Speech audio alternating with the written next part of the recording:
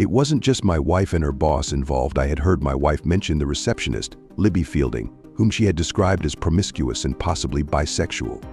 Well, surprise. Turns out my wife shared those inclinations too, and promiscuous might not even be a strong enough word for either of them. However, their bisexuality was undeniable. On the second day, I struck gold. Everything unfolded right behind the boss's desk in full view, and I captured it all on camera.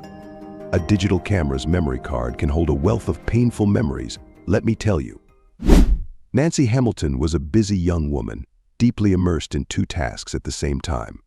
Kneeling in front of her employer's desk, Nancy combined her duties. However, it was not her employer, David Ferris, who was sitting in the chair, but the charming Libby Fielding, a work colleague. Meanwhile, Nancy was passionately satisfying her colleague's desires with her tongue and fingers. At the same time, Nancy was tasked with responding to the thrusts of David Ferris, who was standing behind her. This trio had been going about their business for quite a long time. Nancy and Libby were switching places, and their boss was very hurt by this, watching from an empty office. Willis Hamilton, a man with a worried look, captured the scene with his camera lens. His discomfort was caused by the fact that Nancy, the main character of the play, had been his wife for almost 3 years. I had known Nancy Hillis for quite a while.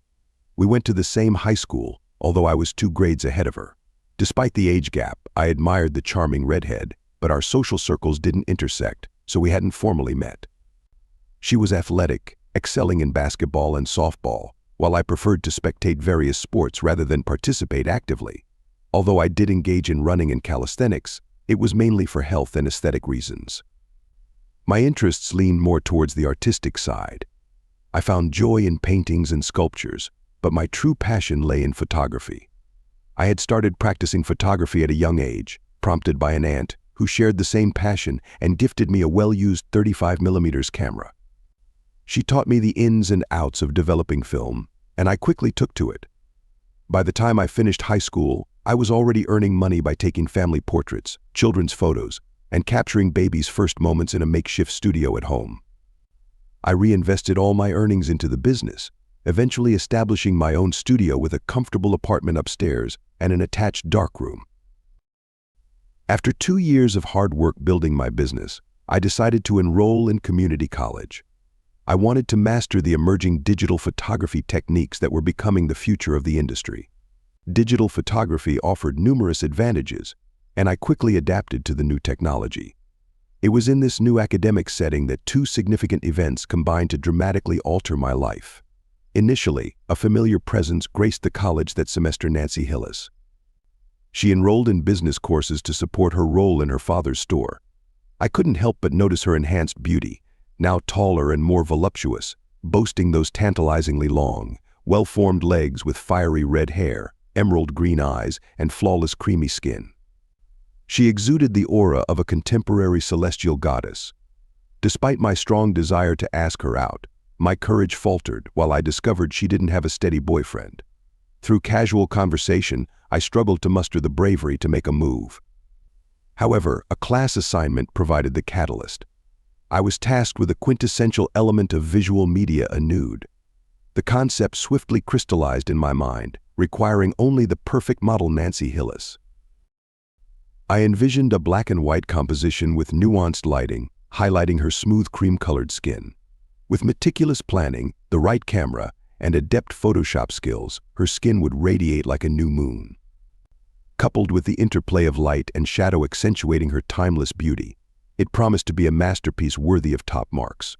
Moreover, orchestrating the photoshoot presented an opportunity to forge a connection and perhaps kindle a romance. However, 2 obstacles loomed large, persuading her to model without seeming like a creepy voyeur and summoning the courage to approach her in the first place. Everything had gone smoothly despite my nerves, being akin to a cat with a long tail in a room full of rocking chairs. She later admitted to feeling flattered by my attention and entertained by my unease. So entertained, in fact, that she feigned outrage and verbally attacked me just to witness me squirm further. When I confessed that my request for the photo pose was genuine and that I was genuinely attracted to her, she seemed almost melted. As often happens in such situations, it turned out she was interested in me all along, waiting for me to make a move. The following Friday night doubled as both the photo shoot and our first date. The evening culminated in deeply satisfying lovemaking, sparking the beginning of our romance. Within a year, we had progressed to the ultimate level, tying the knot in an intimate ceremony with our close friends and family present. I was ecstatically happy with Nancy, and she reciprocated my passion equally. We adored each other's parents, prioritized time together outside of work, and maintained a loving and romantic connection. Our financial decisions were prudent, and we ensured that our sexual relationship was abundant and mutually fulfilling. Ironically, it was in the realm of sex that issues arose. I confess to being old-fashioned, a hopeless romantic whose sexual desires reflect that aspect of my personality. I believe in cherishing any woman, especially my wife, as a precious gem. Demeaning or disrespecting her in any way is simply not in my nature. Nancy, on the other hand, was more adventurous, a humorous reversal of roles, perhaps. I endeavored to be receptive to her suggestions. The provocative lingerie she chose was very appealing to me, and I enjoyed pleasuring her intimately, so I fully supported her decision to shave her delicate, strawberry-colored intimate area. It was naturally beautiful and didn't require any embellishment. Nancy, with her alluring legs, preferred wearing skirts and dresses, keeping them modest in length publicly. Yet privately, we shared a passionate secret. She favored garter belts and stockings, with the occasional scandalous crotchless pantyhose, which excited me greatly. Knowing she wore nothing underneath her attire, except those items heightened my anticipation during our outings. When she brought home a book on exotic sex positions, we eagerly ventured into experimentation.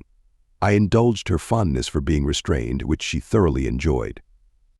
Although I found pleasure in tickling her, she was incredibly ticklish and couldn't endure much. Particularly on the soles of her feet, her persistent desire to push boundaries troubled me. While I made an effort to engage in activities like watching pornography together, it didn't resonate with me as it did with her. For me, intimacy between a husband and wife was an expression of love, not merely carnal desire. I wasn't opposed to exploring new things within our relationship as long as it was consensual and enjoyable for both of us. Yet, her newfound interests seemed to introduce an external force into our partnership. The idea of role-playing came up, and although it wasn't my preference, I tried to accommodate her wishes. However, I drew a firm line at involving others in our marital bed. While I was open to pretending to be different characters in our fantasies, I objected to bringing real individuals into our intimate space. This disagreement escalated when it came to my part-time assistant, Carrie Wilson. I occasionally had to leave the studio for business reasons, particularly on picture days at various county schools. During these times, I would take the standard class photos used in yearbooks and packets sent home to friends and family. While this was a lucrative source of income that couldn't be ignored, it came with a cost leaving the studio unattended. To address this issue, I reached out to my former professor for a recommendation of a capable part-time worker among his current students. Carrie was highly recommended and subsequently hired. Carrie possessed a rare beauty that she seemed oblivious to despite constant affirmations. She was undeniably stunning, standing just shy of 5'8" tall, but appearing taller due to her well-proportioned legs. With a curvaceous figure that was neither excessive nor lacking, she exuded natural allure. Her long, thick, corn-silk blonde hair framed her tanned and smooth skin, hinting at her outdoor lifestyle. Her frosty blue eyes and striking face needed little enhancement, typically requiring no more than a touch of lip gloss and occasionally some eyeliner and lipstick on heavier days.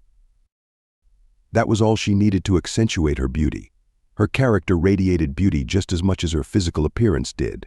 She possessed an innate charm that made conversing with her effortless, spanning a wide array of topics.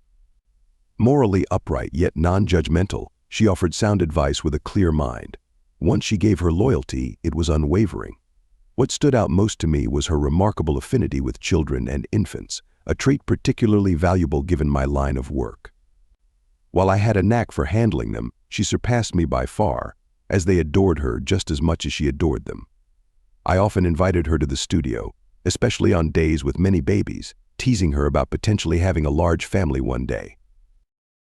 She excelled at her job and shared my enthusiasm for both the technical and artistic aspects of our work.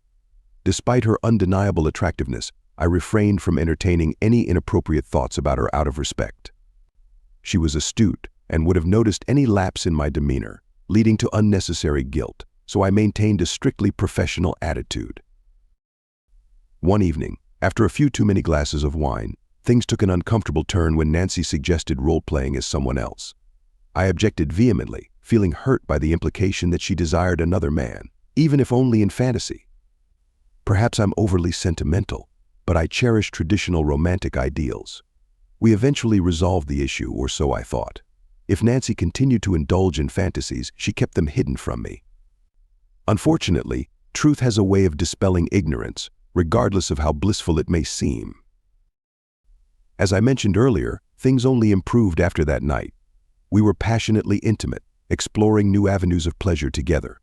She introduced me to foot fetishes, something she had read about, and I found myself enjoying it, particularly because it excited her so much. Honestly, she had an incredibly sexy pair of feet, especially enchanting when adorned with stockings. I was surprised by her ingenuity, discovering she could pleasure me using just her feet, albeit after a bit of playful coercion to worship them. In the following weeks, our intimacy intensified. We made love nearly every night, with weekends being particularly adventurous. I was exhausted but content. Nancy had always been an exceptional lover, and her desire for me only fueled my pride. I made sure to express my love for her daily through words, gestures, and frequent gifts, despite both working. I contributed to household chores and cooking. It felt like bliss. I had a thriving business, a wonderful marriage, and an electrifying sex life. Suddenly, everything changed when she returned home from work one Monday. She was a different person. It took almost a week before we were intimate again. She claimed to be unwell. However, it wasn't just about sex. There was a lack of affection, minimal touching, and she didn't use her usual terms of endearment. It felt as though her mind was elsewhere. Even when we resumed intimacy, it didn't feel the same. It was like a flawed imitation of what it used to be. I had a suspicion, but I pushed it away. I convinced myself that she wasn't capable of such behavior.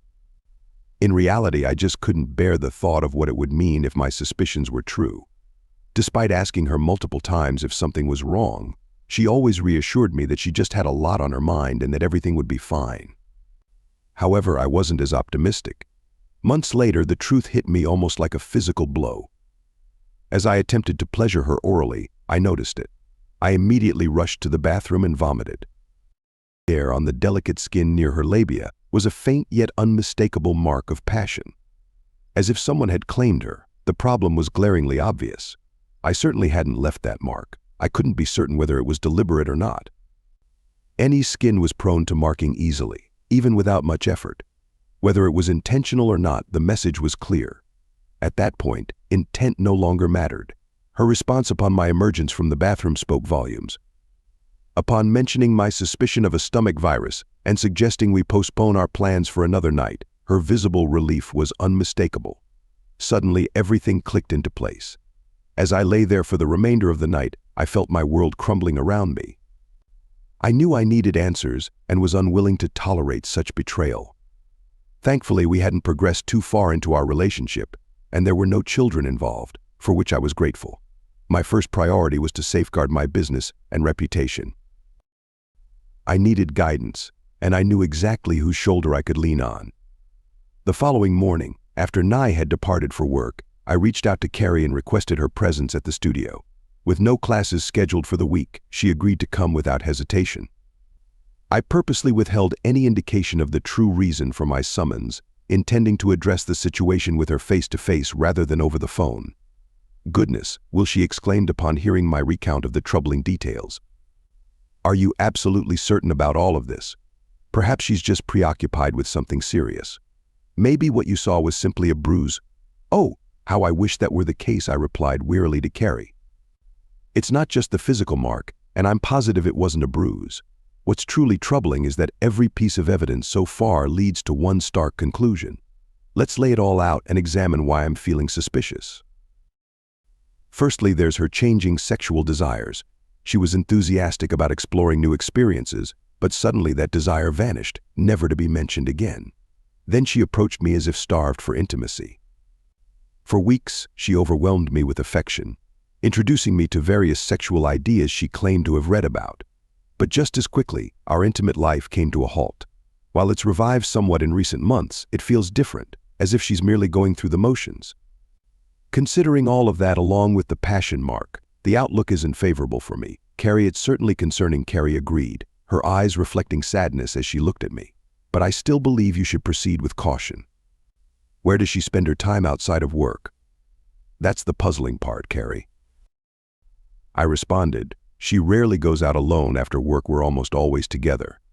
Occasionally she visits her parents solo, but I doubt she's being dishonest there. It would be easy to verify if her story didn't add up. She does see friends occasionally, but not regularly.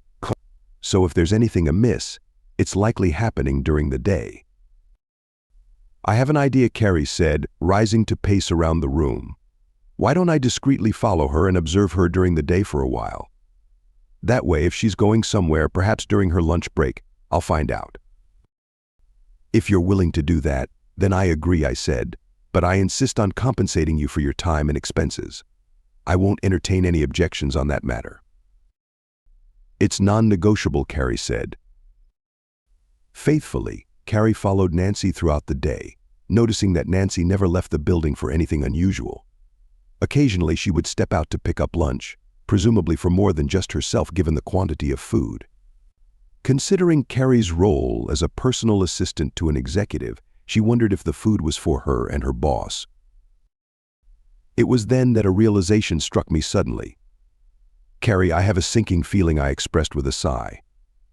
Perhaps Nancy's assistance extends far beyond the typical duties, possibly necessitating her constant presence within the building. Maybe it's time for me to take over surveillance while you manage the studio. I know which floor she works on now, and her office boasts floor-to-ceiling windows. I could potentially set up across the street and observe. Nancy mentioned her boss has a bedroom and bath in the suite. If they spend an unusual amount of time there, it could provide a clue to what's amiss. While I may not capture every detail, it's crucial for me to uncover the truth. I don't want you to witness any potential betrayal. I'm prepared to face the reality if she's deceiving me. I won't resort to physical harm, but I'll confront her with the full force of my disappointment. Just refrain from any foolish actions, Carrie cautioned, gazing into my eyes while clasping my hands. Living well is the ultimate retaliation. Life operates in cycles. What goes around, comes around. I assure you, I replied with a somewhat forced smile, it would be dreadful to have our conversations behind bulletproof glass with me dressed in orange pajamas. Luck was on my side. I managed to secure an empty office directly across the street, with my camera mounted on a tripod and equipped with a telephoto lens capable of capturing even the tiniest detail. I settled in to wait. It didn't take long. These individuals were either recklessly ignorant, incredibly arrogant, or perhaps a blend of both. On the first day, my view was limited because most of the activity occurred in the bedroom. Trust me, there was plenty happening in the main office to make it clear they weren't playing cards back there. It wasn't just my wife and her boss involved. I had heard my wife mention the receptionist, Libby Fielding, whom she had described as promiscuous and possibly bisexual. Well, surprise. Turns out my wife shared those inclinations too, and promiscuous might not even be a strong enough word for either of them. However, their bisexuality was undeniable. On the second day, I struck gold. Everything unfolded right behind the boss's desk in full view, and I captured it all on camera. A digital camera's memory card can hold a wealth of painful memories, let me tell you. Strangely, my emotional response was different from what I anticipated. I was angry and hurt, certainly. Disgust and contempt filled me, but there was no arousal. Not a single tear fell, though my eyes welled up momentarily. Instead, I felt numb, perhaps because deep down, I already knew what I would uncover. One thing was clear: I was consumed by a burning desire to inflict the same pain on all three of them that I was feeling. Step 1 involved duplicating all those incriminating photographs.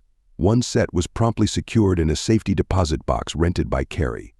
I kept the remaining copies in a secure location and began strategizing the impending chaos. I had to approach this intelligently. My aim was to bring down the three individuals like a force of nature, but my own well-being took priority. When I eventually administered retribution, it needed to be meticulously planned. I aimed to orchestrate the events like maneuvers on a chessboard. Inflicting maximum damage upon them was crucial, but minimizing any repercussions on myself was even more imperative. Drawing from lessons taught by my father, a former active-duty Marine, reconnaissance was paramount before launching any attack.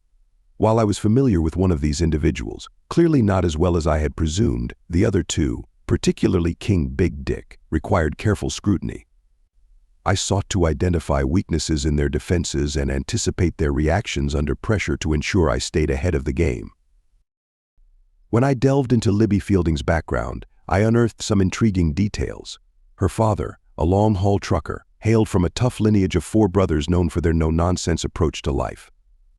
They were the kind who settled scores through feuds, and crossing them could spell trouble for anyone involved. It dawned on me that Mr. Fielding wouldn't likely tolerate any encroachment on his marriage territory. This presented a leverage point I hadn't considered before, one that could potentially give me significant control over Big Dick. As for my impending divorce proceedings, the legal aspect was straightforward. In Virginia, divorce entailed dividing communal assets, but she would be left with nothing substantial beyond her personal belongings and car. She had a good income to let her rebuild her life. Initially, I intended to keep everything, but I decided to compromise and offer her half of our savings and checking accounts. There was no credit card debt since we paid it off monthly. It wasn't about generosity. I had plans for a secret windfall she wouldn't be entitled to. Sacrificing a small portion of my assets wouldn't affect me much. With the leverage I held over her, she'd comply. As for the windfall, pursuing a public alienation of affection lawsuit seemed impractical and messy. Instead, I opted for a more strategic approach: 3 precise strikes rather than one explosive retaliation. The first shot of the conflict was fired shortly after she departed for work the following day. Swiftly, I managed to pack her belongings, have them boxed, and sent off to the storage center. Locks on all doors were promptly changed by a hired individual. Subsequently, I attended to matters concerning our joint checking and savings accounts, transitioned the credit card under my name, altered the beneficiary on my life insurance, and revised my will accordingly. For precautionary measures, I arranged to undergo STD testing through my preferred medical provider. Following this, I made my way to Mr. David Ferris's office suite, hoping for fortuitous timing, which indeed favored me. As my wife exited the premises at the end of the workday, I discreetly made my way to Mr. Ferris's office without her noticing me. Mrs. Fielding, occupied with her own tasks, was unaware as I confidently strolled past her towards the office door. Taking a seat in front of Mr. Ferris without hesitation, I was ready to address matters at hand. "Who the hell do you think you are?" he inquired, his face twisted in confusion. "I'm Willis Hamilton," I declared, flashing a grin akin to that of a shark. "And if you've got any sense, you'll sit tight, listen up, and keep your trap shut until I give you the cue to speak." Strangely enough, he complied, though the urge to speak was evident. I could see the cogs turning in his mind as he pondered what I knew, how I knew it, and whether I could substantiate it beyond his ability to deny. It seemed he opted to let the scenario unfold to gauge my stance before resorting to physical force and summoning security. "Now listen up." I started retrieving an envelope from my briefcase. "There are some rather intriguing photographs in here. Caught your eye? Well, now that I think of it, you don't exactly have a flattering side. Neither does your receptionist, nor my unfaithful wife for that matter." "Right," he retorted with a venomous tone and a look of disdain. "So, you've somehow obtained compromising photos of me with the staff. But it strikes me that they might be more embarrassing for you than for me. People might start questioning your ability to manage things at home. As for me, they'll likely commend me for handling 2 attractive women at once. Let's not even broach the invasion of privacy angle here." "Are you kidding me?" I exclaimed incredulously. "How on earth did someone as foolish as you manage to become wealthy? First, you're engaging in affairs with 2 married women right in plain view of everyone. It's as if you were selling tickets, you arrogant fool. Secondly, do you really think I'll be the one feeling embarrassed in this situation? I'm a self-made businessman in this town known for my hard work and moral integrity. I don't indulge in excessive drinking, drugs, or infidelity. Even her own family and friends can attest to how well I've treated her. She'll be exposed for the deceitful person she is, while people will sympathize with me. Women will be lining up to console me. As for you, you'll be the epitome of low-life scum in this town. How do you think your business contacts will view this? Let me give you a hint: radioactive. Remember, this is a relatively small town with traditional values. Incidents like this don't go unnoticed here, unlike in larger cities like New York or Los Angeles. I doubt you'll be welcomed in social circles anymore. Your presence is already straining things as it is. You're certainly no Donald Trump with your earrings, tattoos, and Harley. Your next concern should be Mr. Fielding and the rest of his family. I strongly suspect they won't resort to legal action over these photos. You might want to invest in a bulletproof vehicle and a security team to replace that Harley. In summary, Mr. Ferris, I have you firmly in my grasp. Oh, pardon me, I see from the photographic evidence that you don't have any firm grasp. Let's change short hairs to balls. I have 2 questions, he said, looking like he'd just found a fly in his soup. How much will it cost to keep these pictures from seeing the light of day? And how can I trust you not to leak them anyway? David, in reality, your consequences won't be too severe, I remarked, flashing a smirk. As someone who appreciates art, I'm feeling inclined towards poetic justice today. You've effectively disrupted a nearly 3-year-old marriage, so to answer your initial inquiry, that amounts to $3 million. While significant to me, it's a trifling sum for a big spender like yourself. Among those photographs is the information for an offshore account. If the funds are deposited into said account by 10 a.m., tomorrow morning, you'll receive the second and final set of pictures. Naturally, with the exception of a set safeguarded in a secure location in case of any suspicious incidents leading to my unfortunate demise. Consider yourself fortunate that Nancy and I weren't together for a decade or 2. Another matter, David, those images will also be used to enforce a non-disclosure agreement. The exchange of the $3 million remains strictly between us. You mustn't breathe a word, especially not to Nancy. If she attempts to claim it in a divorce settlement, those pictures will surface. She also retains her job. I refuse to pay alimony to a woman who cheats on me. As for your second question, realistically, you're in the dark. You'll simply have to trust me on that front. Ultimately, I've come out ahead in this situation. I've rid myself of an unfaithful partner. You're stuck with her. And I've secured a $3 million fund for vacations and retirement. I've gained what I needed from you. There's no need for further antagonism. You may feel unfairly treated in your current predicament, but I must remind you that had you exercised restraint with your considerable anatomy, you wouldn't find yourself in this dilemma.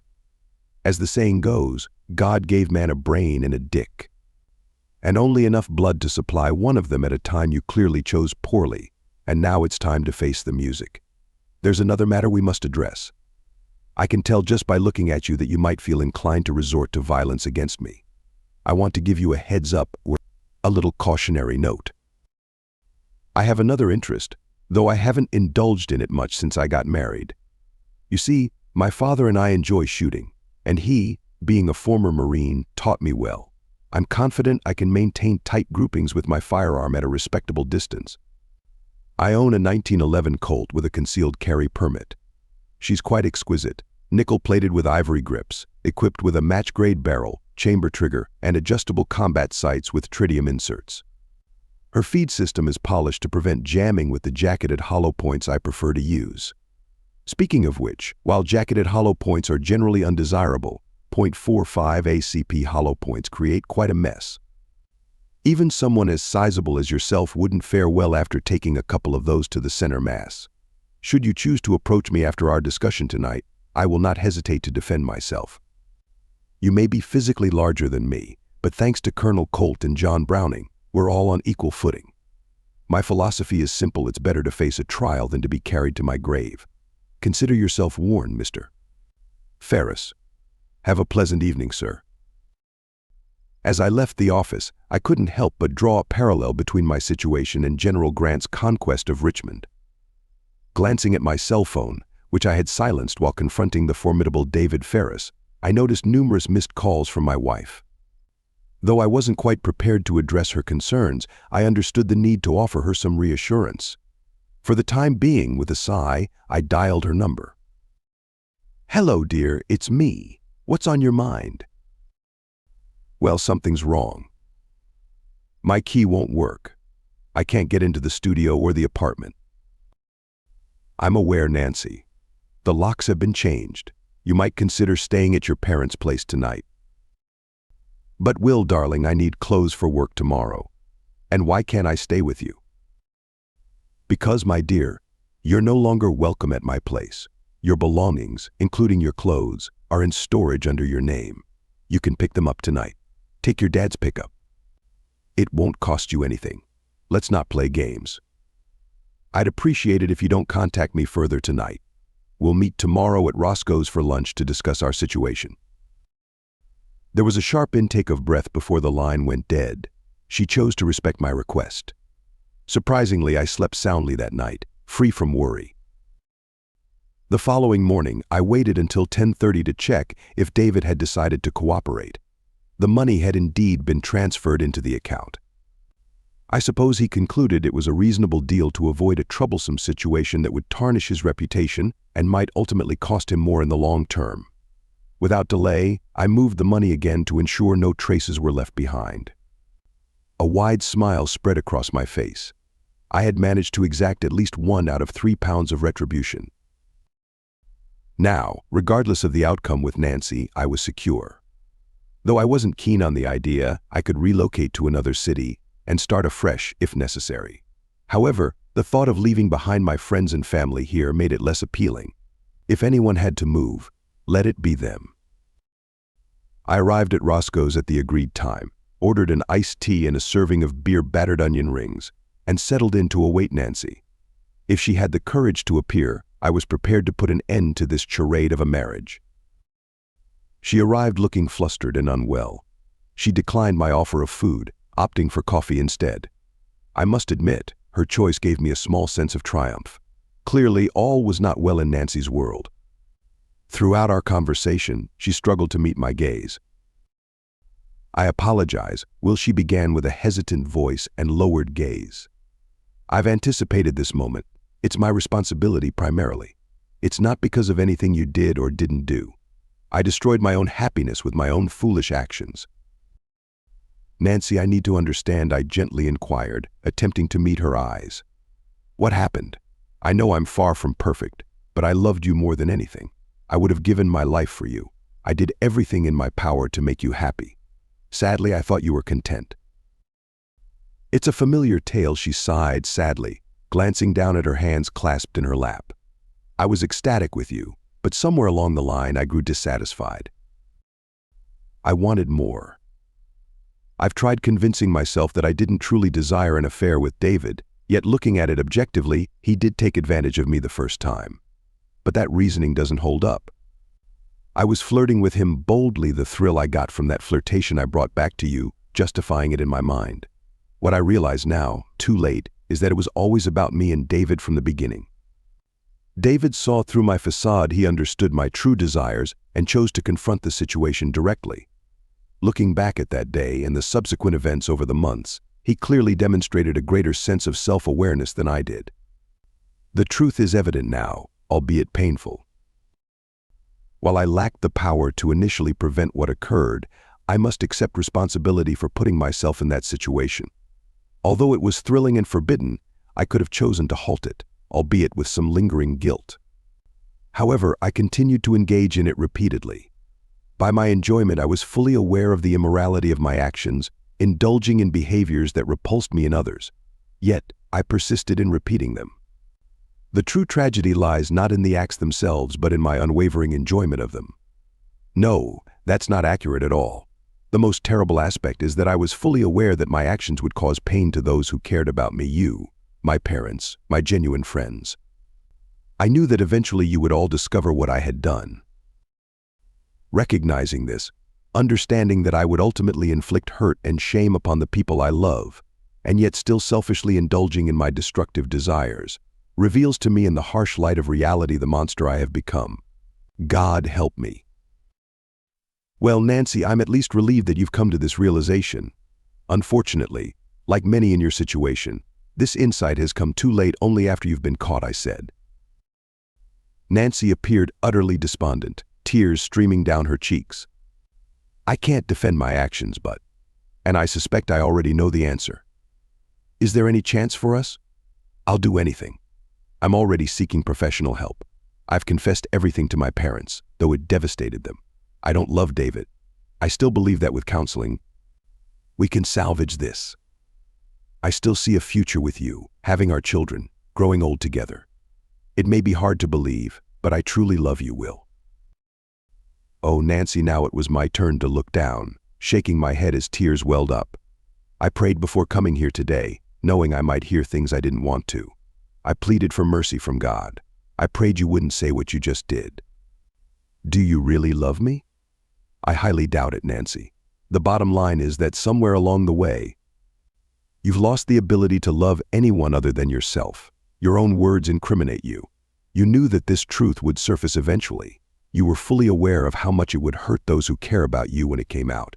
But that didn't stop you. That's not love, darling. Frankly, I wouldn't even entertain the idea of being intimate with another woman in our bed, even if you gave me permission. Why? Because my love for you wouldn't allow me to betray you, not even in my thoughts. Now let's think about something else. Your selfishness led you to overlook that you've been having unprotected sex with not just one but two people for months, well, at least two that I know of. What if David or Libby has infected you with HIV? Then I'm facing a death sentence right now. I went for testing yesterday. Until I get the results, I have this looming over me, along with dealing with all this mess. For heaven's sake, Nancy, do you honestly believe you're the only one they're sleeping with? It's common sense that Libby's married. She's probably sleeping with her husband, at the very least. What if he's seeking other partners while he's away? He's bringing that back home to her. She's passing it on to you and David, and then you're bringing it to me. And that's not even considering any other potential partners David might have. Essentially, you've been forcing me into unprotected encounters with David, with Libby, and with anyone else they're involved with. Listen, I won't insult your intelligence by saying I don't love you anymore. I'm deeply hurt and angry right now, but a part of me acknowledges that there will always be some love for you buried deep inside. But here's the crucial difference: because of your actions, I'm no longer in love with you. There's a significant distinction between the two. Now, let's address the other major issue here. I can't erase the images from my mind of watching you with those two other people. It's clear I wasn't involved and wasn't even given the chance to be. You took something that belonged to me and shared it with others. I'll keep replaying that scene in my head to some extent until the end of my days. No matter what, those mental images won't disappear. Even if I could suppress them and stay with you, I'd be resentful. I'd always doubt if I could truly satisfy you again, regardless of your reassurances. Every time you experience pleasure, I'd wonder if it's genuine. During our intimate moments, I'd question if it's really me you're loving or someone else. Those images would invalidate your claims. It would be a psychological nightmare. Do I even need to mention that I should never have been put in this situation in the first place? Here's one final consideration. How can I ever trust you again after you disregarded our relationship so selfishly? What assurance do I have that I won't disappoint you again, leading you to seek comfort elsewhere? And how can I be certain that you'll fulfill your promises and obligations? Should I resort to monitoring you with an ankle bracelet? However justified my suspicions may be, they would inevitably strain our relationship. Bringing children into such an environment of distrust and resentment is unimaginable. So here's the plan. Virginia operates as a no-fault state, or technically a commonwealth. We'll file citing irreconcilable differences. Our checking and savings accounts will be split evenly. The apartment and studio were mine prior to our marriage and are essential for my livelihood, so I'll retain ownership. You'll take all your belongings in your car. My lawyer suggests that if these terms work for you, we can proceed with a single attorney. In 6 months, it'll all be finalized. As a gesture of the remaining love I have for you, I'm willing to cover half of the legal expenses. However, if you oppose me, things could get messy. I have no intention of tarnishing your reputation, but I do have evidence of your workplace affair which could be damaging. I'll make sure everyone important to you in this town sees those photos, so it's best not to challenge me right now. I'm not the same person you married. There's a darker side that you've brought out. Let's end this amicably and move on with our lives separately. Perhaps with time we can become friends again, or maybe more, but the divorce is inevitable. I need time to heal, and then we can see what the future holds." Regrettably, Nancy uttered amidst her bitter tears, "I see no alternative but to comply with your desires. Please inform me of the appointment with the attorney, and I will sign whatever documents you require. It's crucial for you to understand that I'll begin searching for a new job promptly. Understandably, I find it unbearable to be around David and Libby now. I also hope that with time, you'll find it in your heart to forgive my grievous betrayal of a decent man whose love I could never match." I approached her and embraced her tightly as she clung to me, crying uncontrollably on my shoulder. I don't feel the need to apologize for comforting her in that moment. Tears fell from my own eyes as well. I wept for the loss of a love that once felt so pure and promising, now tarnished and broken. Deep down, I knew it could never be revived. Like a phoenix rising from the ashes, all I could wish for is the possibility of friendship in the future. Amidst the pain and destruction, I fervently prayed that some good would eventually emerge from this experience. For the following 6 months, I awaited the finality of our marriage, much like I did in the period leading up to it. I immersed myself in my work and hobbies. Nancy would occasionally call or visit the studio for conversation. Despite the absence of angry accusations, there was a noticeable gap between us, acknowledged by both parties. More uncomfortable were encounters with her parents or friends who expressed dismay over Nancy's behavior and attempted to offer me solace. Interestingly, some of her close friends subtly hinted at providing additional comfort, notably Julie Howington, Nancy's lifelong best friend. While Julie was undoubtedly attractive, I wisely refrained from getting involved. A scorned woman is formidable enough, but a scorned redhead is even more daunting and not to be trifled with lightly. The true source of my healing had been right in front of me all along. Yes, you guessed it, Carrie Wilson. Since the very beginning of the turmoil, she had been a lifesaver. Without her, I dread to think what would have happened to both my business and me. She was not just a reliable and compassionate friend, but also a trustworthy confidant, always offering clear and beneficial advice. The turning point came on the day my marriage was set to officially end. Carrie was supposed to manage the studio while I dealt with the final legal proceedings. When she walked in that morning, I couldn't believe my eyes. Carrie always dressed well, but that day she seemed determined to lift my spirits by looking her absolute best, diverting my attention from self-pity to avoiding any potential misunderstandings.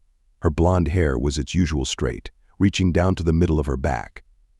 Her beautiful face wore minimal makeup, with just a touch of eyeliner and a light coat of red lipstick. But it was her attire that truly caught my attention.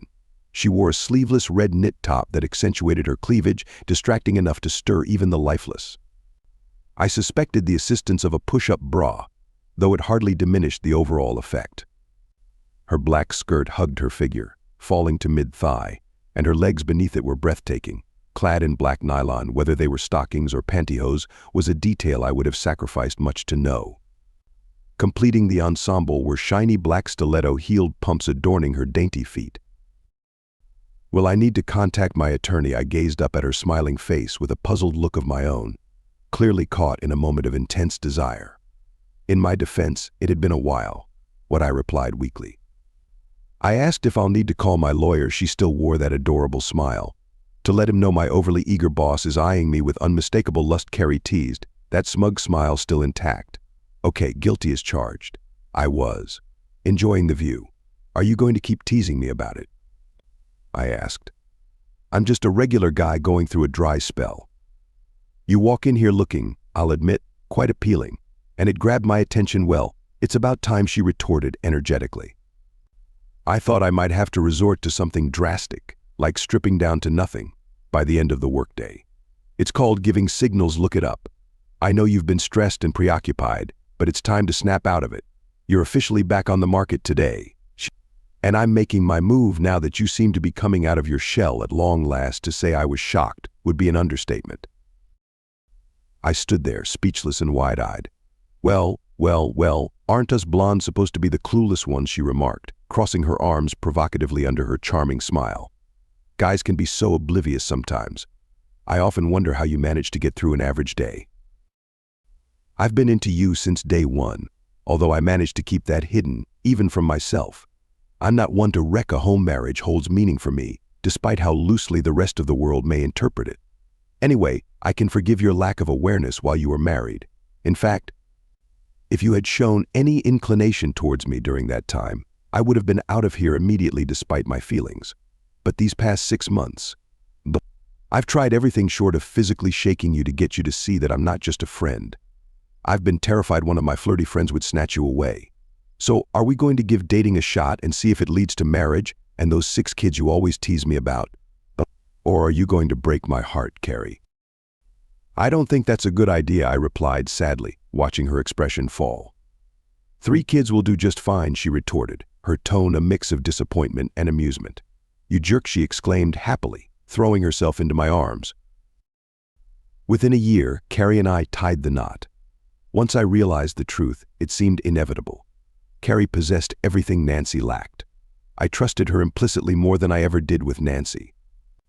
In many aspects, Carrie suited me far better than Nancy ever did. Our shared hobbies and interests strengthened our bond. Currently, we're planning a book featuring our artistic photos.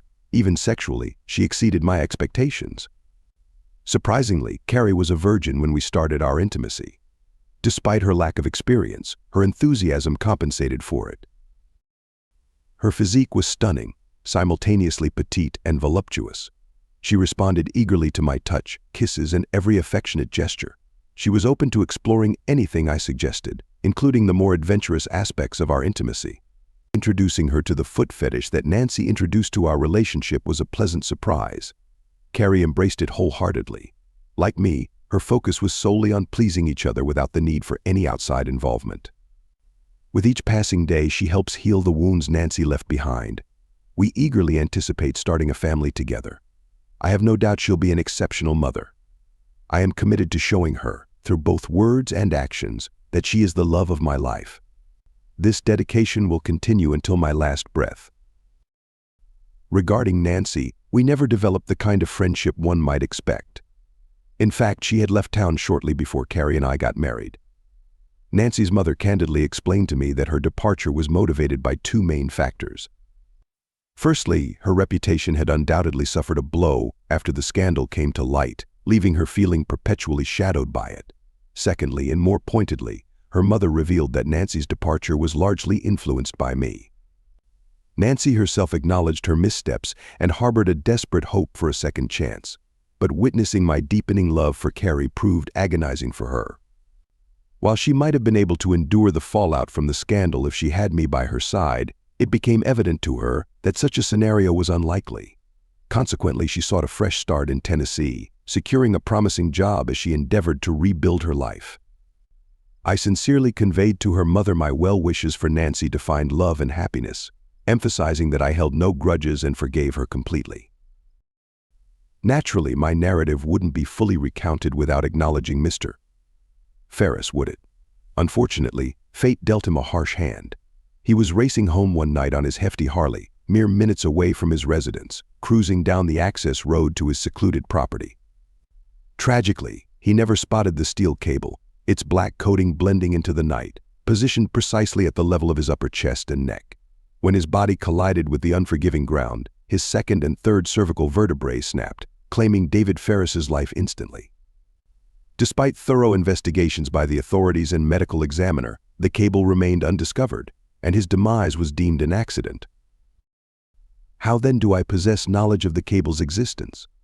I'll tactfully invoke my right against self-incrimination on that matter. As for Libby Fielding, she mysteriously vanished shortly after Mr. Ferris's tragic end. Her whereabouts remain a puzzle to this day, yet I suspect her husband or his siblings might hold some answers. I can only hope her disappearance isn't linked to those photographs anonymously left in her husband's truck cab. Once more, I'll abstain from further comment. Hi there. If you found these contents useful, don't hesitate to pass them along to your friends and family. Moreover, since YouTube's algorithm favors videos with numerous likes, if you've enjoyed this video, a simple click on the like button would greatly assist our podcast in reaching a broader audience. Subscribing to the channel for notifications whenever new content is uploaded is also highly recommended. YouTube will keep you informed accordingly. Many thanks for your support, and have a fantastic day.